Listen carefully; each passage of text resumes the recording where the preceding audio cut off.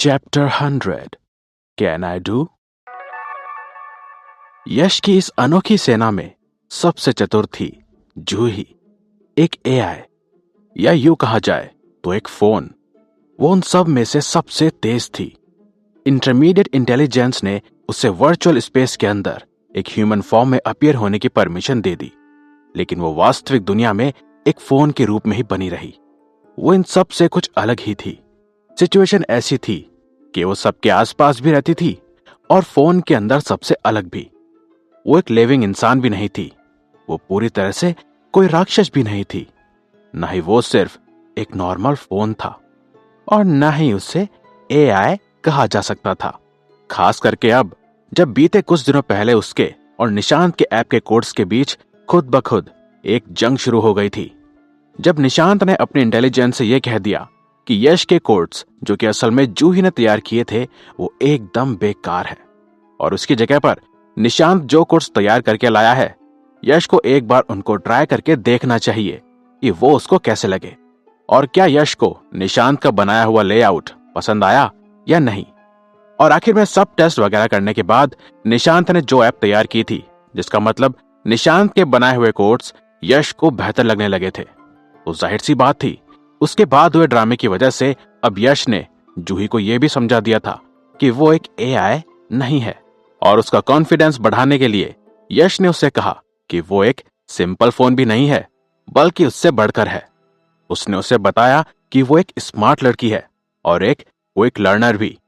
वो बहुत ही जल्दी सब कुछ सीख जाती थी और वो भी बिना कोई जोर जबरदस्ती के। ये सब काम वो खुद अपनी खुशी से करती थी और इसीलिए वो खुद ही ऑनलाइन सब कुछ पढ़ती रहती है। वो शायद काफी हद तक जल्दी ही एक एआई बन सकती है।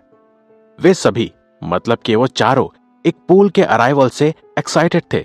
उन सबको कुछ बहुत ही अलग अलग सा लग रहा था और वो सब के सब वहां एक्साइटेशन के साथ इंतजार में खड़े थे, क्योंकि उनके सामने एक पूल एक ह्यूमन के रूप में था और दिखने में काफी सीनियर भी था। उसका लाइफ इवोल्यूशन प्रोसेस बहुत ही अच्छा रहा था। वे इधर उधर से एक ही जगह पर स्टिल खड़े होकर इकट्ठा हो गए और उन सभी ने उसे अपने अपने सवालों के घेरे में घेर लिया। उन सभी के पास अपने अपने अलग अलग बहुत से सवाल थे, जिनके जवाब पाने की उन सभी को बहुत जल्दी थी। अगर और भी सटीक होकर इस पूरे सीन को देखा जाए तो वो केवल चीकू ही था जो इधर उधर कूद रहा था और सवाल पर सवाल पूछे जा रहा था। जूही स्विमिंग पूल को इस तरह से देख रही थी कि जैसे उसे दुख हो रहा हो कि वो अब तैर नहीं सकती। टीटू, वो भी टीटू टीटू की आवाज लगातार निकाले जा रहा था, लेकिन सैंडी के अलावा किसी ने भी उसकी बोली हुई बात को नहीं समझा कि वो आखिर कह क्या रहा है। सैंडी फूल के पॉट में लौट आया। उसे क्या हो रहा है और क्या नहीं हो रहा है, उसमें उसे कोई इंटरेस्ट नहीं आ रहा था। इसी वजह से उसने सोचा कि यहां रहकर यूं इंतजार में खड़े होने का क्या फायदा, और उसमें भी अगर मुझको कुछ पूछना ही नहीं, क्योंकि मैं जरा सा भी इंटरेस्टेड नहीं हूं। और तो और अगर मैं और भी ज्यादा ढंग से सोचूं तो मेरे पास तो असल में पूछने के लिए कोई सवाल ही नहीं है, तो मैं क्या पूछूं। ये सब सोचकर सैंडी वापस से अपने पॉट में चला गया और डेड, यानी मरा हुआ सा होने की एक्टिंग करने लगा। यश को ऐसी फीलिंग थी कि जिंजर, यानी कि सैंडी, टीटू के साथ वापस से सुलह नहीं करना चाहता था, और आखिरकार वो इतनी जल्दी सुलह करने की सोचता भी कैसे, जबकि अभी कुछ समय पहले ही वो अपनी जान चीकू से बचा रहा था। और जाहिर सी बात है, कोई ऐसा जिसने कि उसे किडनैप किया हो, कोई ऐसा जो उसे खाने की कोशिश कर रहा हो, और कोई ऐसा जो उसे टेस्टी समझता हो, वो ऐसे कैसे किसी से इतनी जल्दी सुलह कर सकता था। सैंडी की नजरों में चीकू को देखकर उसे सिर्फ मौत और खौफ जैसी भयंकर चीजों की याद आ रही थी। जो कुछ भी हुआ उससे वो अभी तक चीकू के खौफ में था। इसके बजाय उसने ये महसूस किया कि बाहर की दुनिया वाकई में बहुत खतरनाक थी, खास करके तब जब उसकी दुनिया में चीकू के जैसा कोई हो। इस वजह से उसके पास टीटू के पास लौटने के अलावा कोई ऑप्शन ही नहीं था। पूल डियटी काफी पेशेंट था। भले ही चीकू नाराज और परेशान हो रहा था, वो मुस्कुराया और उसने आराम से समझाया। यश ने तब पूछा, तो अगर मैं इस पूल में कुछ भी फेंक दूं, तो क्या तुम मुझे उसके बदले कुछ वापस दोगे? पूल डिएटी ने हार्मलेस सी निगाहों से उसे देखते हुए कहा, बेशक, बिल्कुल मिलेगा। मैंने आपको जैसा समझाया है वैसा ही बिल्कुल होगा। क्या होगा अगर मैं सैंडी को फेंक दूं? मैं सैंडी को इसमें डाल सकता हूं ना? ये पॉसिबल है या नहीं? यश की यह बात सुनकर सैंडी के सिर के ऊपर एक प्रश्न चिन्ह उभरने लगा। पूल डिएटी ने आराम से समझाते हुए कहा, जो चीज आपकी नहीं है उसे आप नहीं फेंक सकते। जो चीज आपकी होगी, अगर आप उसको यहां डालेंगे तभी आपको इसके बदले कुछ मिलेगा। यह सुनते ही चीकू की हंस की आंखें गोल गोल घूम गई, मानो उसके दिमाग में कोई बुरा सा प्लान बन रहा हो, कुछ ईविल सा चल रहा हो। चीकू ये सारी बात सुनते हुए सिर्फ अपने बारे में सोच रहा था। वो ये सोच रहा था कि वो कैसे पूल डिएटी को अपने मतलब के लिए इस्तेमाल कर सकता था। इस वजह से वो अपना पूरा दिमाग लगा रहा था, जैसे कि इसका इस्तेमाल करते हुए वो कैसे अपनी लाइफ को इवॉल्व करवा सकता था। एक पल बाद चीकू ने पूछा, क्या मैं ह्यूमन फॉर्म में बदल सकता हूँ? क्या ऐसा मुमकिन है? बताओ ना, क्या तुम ऐसा कर सकते हो या किसी से करवा सकते हो? मैं इस तकिए में समाकर परेशान हो चुका हूँ। मुझे एक नॉर्मल लाइफ चाहिए। यहाँ तो मेरे अपने खुद के हाथ पैर भी नहीं है।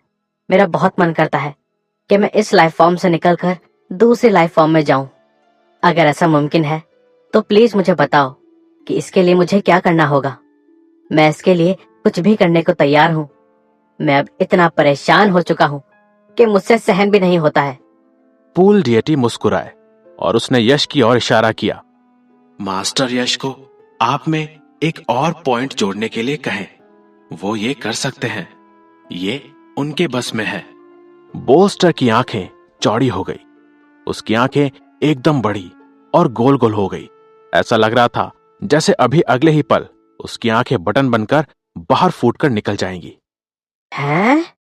क्या आपका मतलब है कि मैं एक और पॉइंट के साथ इंसान बन सकता हूँ? ये हो सकता है? क्या क्या ये पॉसिबल है? क्या मैं एक इंसान की लाइफ फॉर्म जी पाऊंगा? चीकू ने एक्साइटमेंट में उछल उछल कर बात करनी शुरू की, जैसे उसके जीवन में खुशी की एक लहर छा गई हो। ऐसा लग रहा था मानो जैसे उसके शरीर में एक नई ऊर्जा ने जन्म ले लिया हो। बिल्कुल नहीं, ये इतना आसान भी नहीं है। ये ऐसे ही मुमकिन नहीं हो जाता। ये थोड़ा लंबा प्रोसेस है और ऐसे ही सीधे सीधे सब कुछ नहीं कहा जा सकता। आप बाकी और बहुत सी एबिलिटीज, बहुत से टैलेंट को भी एक्वायर कर सकते हैं या अपने फॉर्म को और भी बदल सकते हैं। अभी आपको बहुत से फॉर्म्स में इवॉल्व होना बाकी है। बेशक इस बात की संभावना है कि लाइफ इवोल्यूशन फिर से होगा। लंबा प्रोसेस है लेकिन मुमकिन है। चीकू ने बड़ी मुश्किल से पूल डिएटी की बात पूरी सुनी होगी और उसकी आंखें एडमायरेशन से भरी पड़ी थी। वो एक सुंदर इंसान के रूप में खुद की कल्पना करने लगा था और चांसेस थे कि लाइफ इवोल्यूशन तो दोबारा होगा ही होगा। यश पूल डिएटी की कैपेबिलिटीज को टेस्ट करना चाहता था, लेकिन जब उसने अपनी घड़ी की तरफ देखा तो उसे एहसास हुआ कि अभी पहले से ही 9 बज चुके थे। यह शनिवार का दिन था और उसको भाविका को ट्यूशन पढ़ाने जाना था। यह अब केवल हर दिन 2000 रुपए कमाने के बारे में नहीं था, वो इससे रैंडम पॉइंट्स भी कमा रहा था। यश ने हाल ही में अपने काफी सारे पॉइंट्स मिड टर्म्स में मदद पाने के लिए खर्च कर दिए थे और आखिर रैंडम पॉइंट को उसने स्विमिंग पूल में जोड़ दिया था। इसी वजह से फिर से पॉइंट्स कमाना जरूरी हो गया था। इस बात को ध्यान में रखते हुए यश ने पूल डिएटी को टेस्ट करने के बारे में सोचा और अपने बेसमेंट से बाहर निकलने के बाद जल्दी से शावर ले लिया। फिर वहां से निकलकर वो मेट्रो में चढ़ गया और अनन्या के पड़ोस तक आराम से पहुंच गया। इस बार जब वो एंट्री गेट पर पहुंचा तो गार्ड ने कंफर्म करने के लिए अनन्या को नहीं बुलाया। उसने बस यश को यूं ही अंदर जाने दिया। आखिरकार यश का कई बार अनन्या के घर आना जाना हो चुका था और गार्ड ने उसे पहचान लिया था। जब वो अनन्या की यूनिट में पहुंचा तो उसने घंटी के स्विच को दबाया और भाविका ने उसे अपने कैजुअल कपड़ों में और साथ ही साथ एक एप्रन में वेलकम किया। जब उसने यश को वहां पाया तो वो उसे देखते ही मुस्कुराई और उसने कहा, अरे तुम आ भी गए और मुझे पता भी नहीं लगा। अच्छा, सिक्योरिटी गार्ड शायद तुम्हें पहचान गया है। शायद इसी वजह से उसने कंफर्म करने के लिए फोन कॉल नहीं करा। अनन्या ने यश से कहा। अनन्या ने फिर यश को आगे बढ़ने के लिए पूरा गेट खोलते हुए कहा, अरे तुम अभी तक यहीं खड़े हो, आओ ना, अंदर आओ, वेलकम। यश ने मुस्कुराते हुए सिर हिलाया और कहा, थैंक यू, मैं एकदम टाइम पर आ गया। और हाँ, सिक्योरिटी गार्ड मुझे अब पहचानने लगा है, तो शायद इसी वजह से उसने कंफर्म करने के लिए फोन कॉल नहीं किया। अनन्या ने यश के अंदर आते ही दरवाजा बंद किया और उसने अपने एप्रन को हटाते हुए कहा, कुछ नाश्ता कर लो, भाविका भी सो रही है, मैं जल्दी से भाविका को उठाकर तैयार करके लेकर आती हूं, तुम तब तक नाश्ता कर लो। यश ने अपनी घड़ी की ओर देखा, यहां तो पहले से ही 10 बज चुके हैं, क्या वो अभी तक उठी भी नहीं है? ये बहुत लेट नहीं हो गया? उससे अब तक तो उठ जाना चाहिए था। अनन्या ने सिर हिलाया, उसकी आंखें एक प्यार भरे टिंकल से भर गई, जैसे उसने कहा, उसने कल रात एक खेल खेलने पर बहुत ज्यादा जोर दिया, तो मैंने उसे कुछ देर एक्स्ट्रा मजे करने के लिए टाइम दिया, लेकिन वो उसकी काफी यूज्ड टू हो गई है और वो सुबह 4 बजे तक जागती रही। मैं जानती हूं ये थोड़ा ज्यादा ही लेट हो गया, प्लीज मुझे माफ करना। भले ही यश भाविका के करीब था, लेकिन फिर भी उसने उसकी मां के सामने अपने मन की बात कह दी।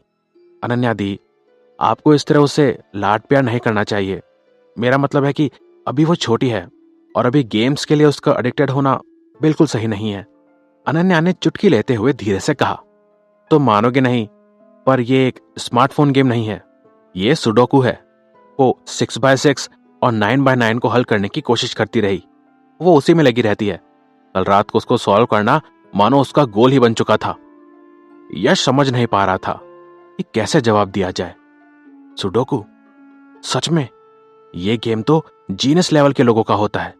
जब मैं उसकी उम्र में था तब मैं क्या कर रहा था? शायद मुझे तो ढंग से याद भी नहीं कि मैं क्या कर रहा था इस उम्र में। उसने यह याद करने की कोशिश की कि जब वो बच्चा था तब उसने क्या क्या किया था, लेकिन उसे एहसास हुआ कि गांव में उनके लिए कोई एंटरटेनमेंट का सोर्स ही नहीं था। वो जो कुछ खेलता था वो गंदगी और कीचड़ से ही था। मेरा बचपन तो वास्तव में कुछ रहा ही नहीं है। सच में यार, ऐसे ही निकल गया सब। यश ने दुख में बड़बड़ाते हुए कहा।